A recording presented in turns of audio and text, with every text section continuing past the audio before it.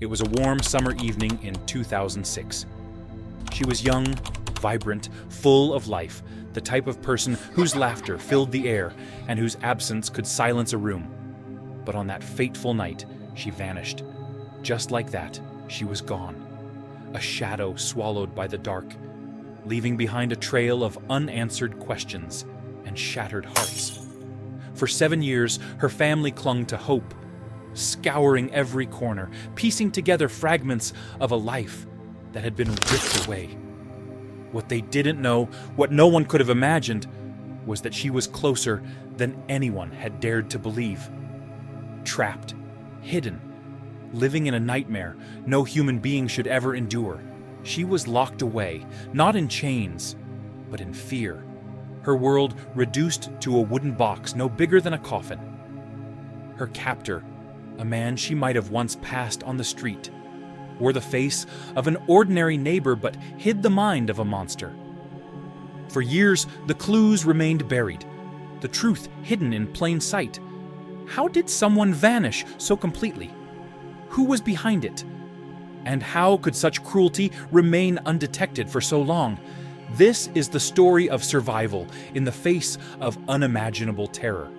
It is a story of deception, manipulation, and the triumph of the human spirit. But above all, it is a story that will make you question how well you truly know the world around you. She could hear their laughter, but they couldn't hear her screams. She wasn't supposed to be on that road. The detour was unexpected, a small inconvenience in an otherwise ordinary day. 22-year-old Sarah Carter had been driving home from a friend's wedding, her mind buzzing with laughter, music, and the promise of sleep, when she noticed the low fuel light flickering on her dashboard. She pulled into a dimly lit gas station off the highway, the kind of place that felt eerily deserted even during daylight hours. She wasn't alone. A man stood by the convenience store entrance, smoking, his eyes following her every move. Sarah hesitated, but dismissed the prickling unease at the back of her neck. She was used to being self-reliant. What harm could come from a quick stop to refuel? As she replaced the pump and turned to get into her car, a voice stopped her. "Need help with that tire?" It was the man from the entrance, now standing uncomfortably close. Her heart jumped, but she forced a polite smile. "No, I'm good, thanks." The man didn't leave. He lingered, talking casually about the weather, about the isolation of the road. Then, without warning, it happened. A sharp sting to her neck. She tried to scream, but the sound never came. Her vision blurred, her knees buckled, and darkness engulfed her. When Sarah woke, she was in a cramped, foul-smelling space. Her wrists and ankles were bound, her mouth gagged with duct tape. Panic surged as she realized she was in the trunk of a car. Every bump in the road sent waves of terror coursing through her body. She screamed, thrashed, prayed someone would hear her, but her cries were muffled by the oppressive silence of the night. Hours passed, maybe longer. The car eventually stopped, and she felt hands dragging her out. The air was cold and damp, the sound of gravel crunching beneath her weight, the only clue to her location. She couldn't see. A blindfold covered her eyes. Her captor whispered something, words she couldn't make out but could feel. They dripped with malice. Sarah was led inside, the smell of mildew and rotting wood hitting her immediately. She was forced onto her knees, her blindfold removed. Her captor stood before her, his face obscured by the harsh glow of a single light bulb swinging above them. "Welcome home," he said with a twisted smirk. The place was a makeshift dungeon. Chains hung from the walls, and a small wooden box sat ominously in the corner. The realization hit her like a freight train. This wasn't a robbery or a random attack. This was something far darker, more calculated. She was not the first to be here.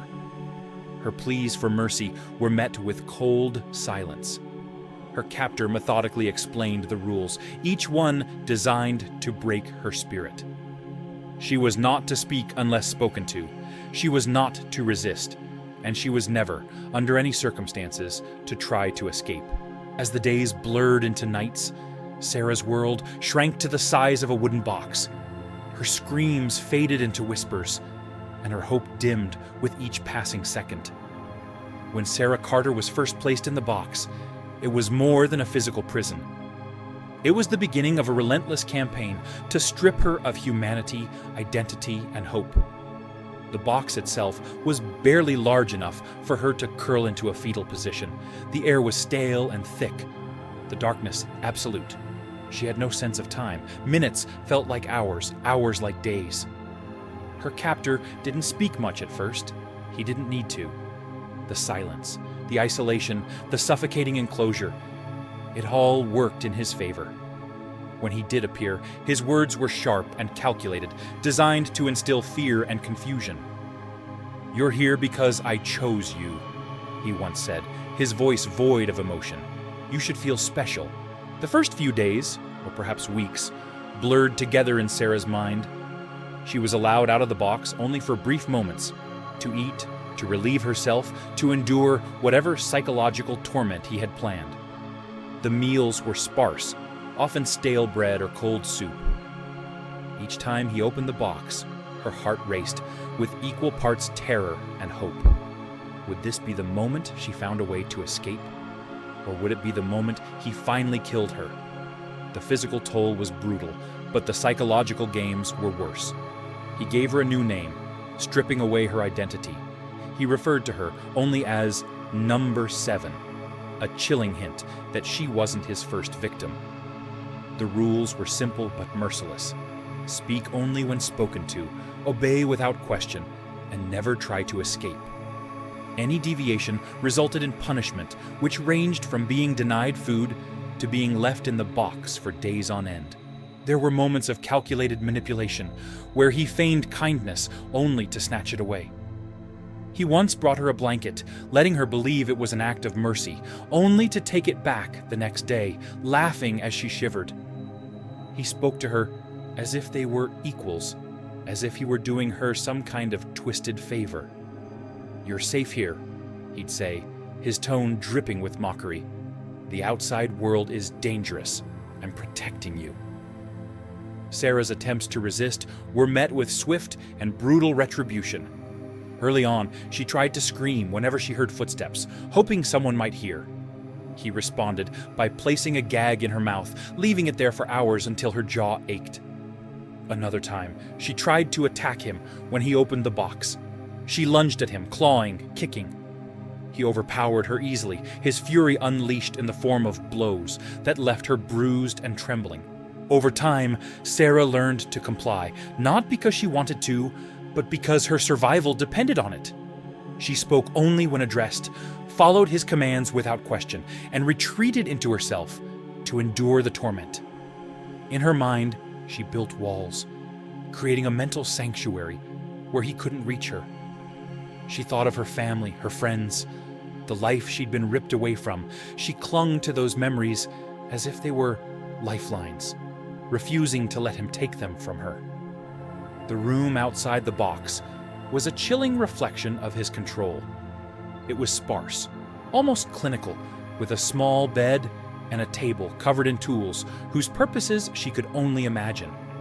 There was a calendar on the wall, each date marked with a meticulous X, but she couldn't tell if it reflected days, months, or years. She often heard him moving about, humming to himself or talking on the phone as if nothing were amiss. It was a grim reminder that while her world had shrunk to the size of a coffin, his life continued as normal. One day, after what felt like an eternity, he introduced another layer of torment. He began reading her letters he claimed were from her family. "They've stopped looking for you," he said, holding up a crumpled piece of paper. "They think you're dead." Whether the letters were real or fabricated, Sarah couldn't tell. The possibility that her family had given up hope was almost too much to bear. Despite everything, Sarah's will to survive never fully disappeared. She studied his routines, looking for patterns, weaknesses, anything she could exploit. She noticed that he sometimes forgot to lock the box properly. She counted the seconds it took him to walk from one room to another, imagining how much time she might have to escape. She didn't know when the opportunity would come, but she promised herself she would be ready. Then there were moments that haunted her most, the times he spoke about others. "You're better than the last one," he once said, almost casually. She didn't last as long. The implication was chilling. Somewhere, perhaps nearby, there had been other victims. The realization both terrified and motivated her. If she escaped, she could bring him to justice, end his reign of terror, and prevent others from suffering the same fate. The days turned into weeks, the weeks into months. Each moment in the box was a battle for survival, a test of her resilience. But Sarah clung to one thought above all. She wasn't just fighting for herself. She was fighting for every woman who came before her, and every woman who might come after. And she wasn't going to give up. The disappearance of Sarah Carter left a ripple of despair in her small community. Friends and family posted flyers, organized search parties, and pleaded with the public for any information. As weeks turned into months, the leads grew cold, and the case was relegated to the growing stack of unsolved disappearances. But for Detective Mark Reynolds, it was a case he couldn't let go. Mark had seen plenty of missing persons cases in his career, but something about Sarah's disappearance gnawed at him. The circumstances were too abrupt, too clean. A young woman vanishes without a trace at a gas station along a busy highway. Someone had to know something. It was a routine review of cold cases 5 years later that reignited the investigation. A tip came in from a truck driver who claimed to have seen a suspicious man near the same gas station the night Sarah vanished. The man was loading a heavy object into the trunk of a car. It wasn't much, but it was more than they'd had in years. Mark reopened the case, determined to follow every lead, no matter how small. The gas station surveillance tapes from that night were long gone, but the driver remembered details about the car, a dark green sedan with a dented rear fender. Mark and his team combed through vehicle registrations matching the description, narrowing down potential suspects in the area. After weeks of digging, they came across a name that stood out: Daniel Briggs. A man in his early 40s with a history of petty crimes and a residence near the abduction site. Briggs's background raised immediate red flags. A former maintenance worker with no close family, he'd been arrested years earlier for trespassing and was known for his erratic behavior. Most troubling of all, he owned a property on the outskirts of town, isolated and surrounded by dense forest. The perfect place to hide someone, or something. Armed with a warrant, Mark and his team descended on Briggs's property. What they found sent shivers down their spines. The house was unkempt, with piles of junk and tools strewn about, but it was the basement that turned their stomachs. Hidden behind a false wall was a small, windowless room. Inside, they discovered a wooden box, worn and scratched, with air holes drilled into its surface. It was eerily similar to descriptions from survivors in other unsolved abduction cases. The forensic team worked tirelessly, collecting evidence from the scene. They found strands of hair inside the box, consistent with Sarah's DNA. It was the first solid link to her whereabouts since her disappearance. But they needed more. Proof that she was alive, and evidence to tie Briggs directly to her captivity. Interviews with neighbors painted a chilling picture of Briggs's behavior. He was reclusive, often seen working late at night under the cover of darkness. One neighbor mentioned hearing muffled screams years ago, but dismissed them, thinking it was an animal. The timeline and circumstantial evidence were damning, but Mark knew they needed more to build a case strong enough to bring Briggs in. The breakthrough came when an unexpected witness came forward, a young woman who had survived an encounter with Briggs years earlier. She recounted a harrowing story of being abducted, held briefly, and escaping by sheer luck. Her description of the property and the methods Briggs used matched Sarah's case almost perfectly. With this new testimony, Mark secured a second warrant to search the property more thoroughly. Hidden among the clutter, they discovered journals. In them, Briggs detailed his sick fantasies and described his projects, each entry more disturbing than the last. One entry included a chilling line. "She's my masterpiece." Number 7. "I'll never let her go." Mark's hands trembled as he read those words. The implications were clear. Sarah was still alive. The team intensified their efforts, searching every inch of the property and surrounding area. Finally, in a hidden shed deep in the woods, they found her. Weak, emaciated, but alive. The sight of Sarah emerging from the shadows brought tears to Mark's eyes. She had survived 7 years of unimaginable horror, and now she was free. As Sarah was rushed to safety, Daniel Briggs was taken into custody. The evidence against him was overwhelming, and his chilling confessions left no doubt about his guilt. For Mark and his team, the case was far from over. The trial would bring its own challenges. But in that moment, they knew they had achieved something extraordinary. They had brought Sarah home. The moment Daniel Briggs sat in the interrogation room, the weight of his crimes began to surface. At first, he was smug, confident, denying any involvement. But the evidence against him was overwhelming.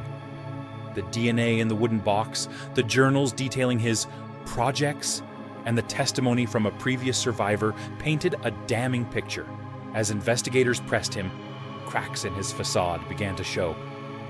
"They never fight for long," he muttered at one point, his voice void of remorse. He admitted to abducting Sarah and others, describing his twisted need for control. Each victim was a project, carefully chosen and manipulated, their suffering meticulously documented. The most chilling revelation came when he spoke of Sarah. "She was different," he said, a hint of admiration in his tone. "She fought. Even after all this time, she never broke." It was both a confession and an acknowledgement of her resilience. In court, Sarah faced him for the first time since her rescue. She stood tall, her voice steady, as she recounted her years of captivity. Her testimony was a turning point, leaving no doubt in the jury's mind. Daniel Briggs was sentenced to life in prison without parole, ensuring he would never hurt anyone again. Sarah Carter's story is one of unimaginable pain and extraordinary resilience. For 7 years, she endured cruelty that sought to break her spirit, yet she emerged stronger, refusing to let her captor define her life. Her bravery in confronting Daniel Briggs not only brought justice for herself, but also closure for the families of his other victims. Her case serves as a reminder of the darkness that can lurk beneath the surface of seemingly ordinary lives and the power of human determination to overcome it. Sarah's survival is a testament to the unyielding strength of the human spirit. Thanks for watching till the end. If you found this video intriguing, please give it a thumbs up, subscribe to our channel, and hit the notification bell so you never miss an update. Share your thoughts and theories in the comments below, and let's continue to uncover the truth behind the world's most chilling crimes together. Stay safe, stay curious, and remember, the darkest secrets often hide in plain sight. Until next time, thank you for being a part of Deadly Secrets.